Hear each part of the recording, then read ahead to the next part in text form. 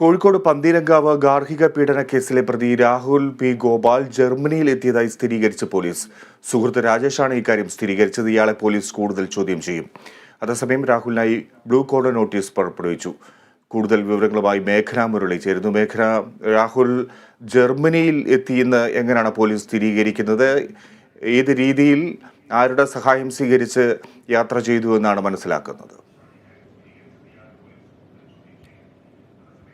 Fiji കഴിഞ്ഞ ഞായറാഴ്ചയാണ് പന്തീരങ്കാവിലെ ഭർത്തൃ വീട്ടിൽ വെച്ച് നവവധുവിന് സ്ത്രീധനത്തിന്റെ പേരിൽ ഒരു ആക്രമണം ഉണ്ടാകേണ്ടി വരുന്നത്. അതിനുശേഷം ഇത്ര ദിവസമായിട്ടും പോലീസിന് പ്രതിയിലേക്ക് എത്താൻ കഴിഞ്ഞിട്ടില്ല എന്നുള്ളത് വലിയ വിമർശനങ്ങൾക്ക് വിധേയമാവുകയാണ്. അതിനിടയിലാണ് ഇപ്പോൾ രാഹുൽ ജർമ്മനിയിലേക്ക് എത്തി എന്നുള്ള ഒരു സ്ഥിരീകരണം പോലീസിന്റെ ഭാഗത്ത് തന്നെ ഉണ്ടാകുന്നത്. ഇവിടെ കേരളത്തിലും കർണാടകത്തിലും അടക്കം വലിയ രീതിയിൽ അന്വേഷണം ഊർജിതമായി നടന്നുകൊണ്ടിരിക്കുകയാണ്. ജർമ്മനിയിലേക്ക് രാഹുൽ എത്തി എന്നുള്ള ഒരു സ്ഥിരീകരണം വരുന്നത്. അതിൽ പ്രധാനമായും ഈ ജർമ്മനി എന്ന് പറയുന്നത് രാഹുൽ ജോലി ചെയ്തുകൊണ്ടിരിക്കുന്ന സ്ഥലമാണ്. ഈ കല്യാണ ആവശ്യങ്ങൾക്കും മറ്റുമായി നാട്ടിലേക്ക് വന്നതായിരുന്നു രാഹുൽ. അതുകൊണ്ട് തന്നെ ജർമ്മനിയിലേക്ക് തന്നെ ബാംഗ്ലൂർ വഴി കടന്നതായാണ് വിവരം. ഇവിടെ വിമാനത്താവളങ്ങളടക്കം രണ്ട് ദിവസം മുന്നേ ആയിരുന്നു ലുക്കൌട്ട് നോട്ടീസ് അടക്കം പതിപ്പിക്കുന്നുണ്ടായത്. അതിനു മുന്നേ തന്നെ രാഹുൽ വിദേശത്തേക്ക് എത്തിയിട്ടുണ്ട് എന്നുള്ളതാണ് മനസ്സിലാക്കാൻ സാധിക്കുന്നത്.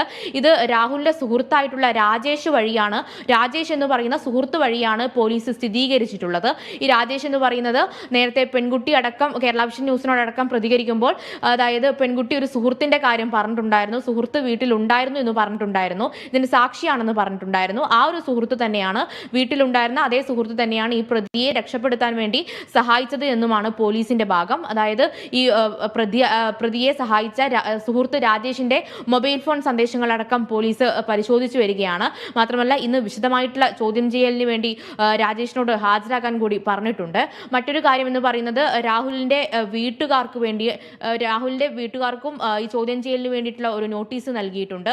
ഇതിൽ രാഹുലിന്റെ അമ്മയ്ക്കും സഹോദരിക്കും പങ്കുണ്ട് എന്നുള്ള ഒരു പെൺകുട്ടിയുടെ മൊഴിയുടെ അടിസ്ഥാനത്തിലാണ് ഈ നോട്ടീസ് നൽകിയിരിക്കുന്നത്. എന്നാൽ ഇപ്പോൾ നമ്മൾ രാഹുലിന്റെ അമ്മയുടെ അടക്കം പ്രതികരണങ്ങൾ തേടുമ്പോൾ രാഹുലിന്റെ വീട് പൂട്ടിയ നിലയിലാണ്.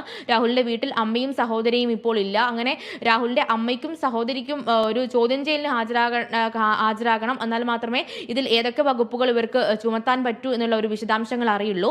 എന്തായാലും ഇപ്പോൾ പ്രതി വിദേശത്തേക്ക് കടന്നു എന്നുള്ള സ്ഥിരീകരണം വരുന്ന സാഹചര്യത്തിൽ പ്രതിക്കായി ഇന്റർപോളിന്റെ സഹായത്തോടു കൂടി ഒരു ബ്ലൂ കോർണർ നോട്ടീസ് കൂടി പുറത്തിറക്കിയിട്ടുണ്ട്. ഇതിൽ പോലീസിന്റെ സുപ്രധാനപ്പെട്ട കാര്യം എന്ന് പറയുന്നത് ഈ പ്രതിയിലെ എത്ര വേഗം കസ്റ്റഡിയിൽ എടുക്കുക എന്നുള്ളതാണ്. ഇത് വിദേശത്തേക്ക് കടന്ന ഒരു സാഹചര്യത്തിൽ ഇതിന്റെ ഒരു നിയമവഴികൾ കുറച്ചുകൂടി സങ്കീർണമാവുകയും ചെയ്യും.